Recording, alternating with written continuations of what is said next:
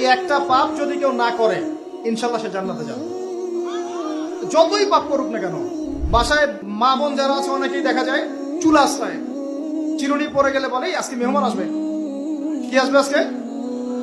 মেহমান আসবে আজকে বললেই সে বাসা থেকে বের হচ্ছেন, আপনার পাঞ্জাবিটা একটু আটকে গেছে, আপনার স্ত্রী বলছে একটু বসে যান, অমঙ্গল হতে পারে, বসে।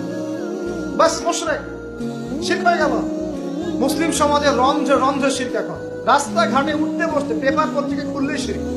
পেপার খুলবেন রাশিফল, সিংহ রাশি কন্যা রাশি, দিনটা কেমন যাবে বিশ্বাস করলেই মুশরিক হয়ে যাবে।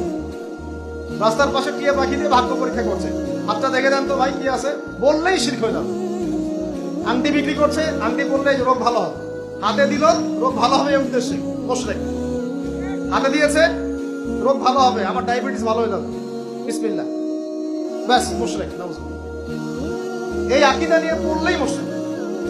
মুসলিম সমাজে অহরহ শিরক আছে।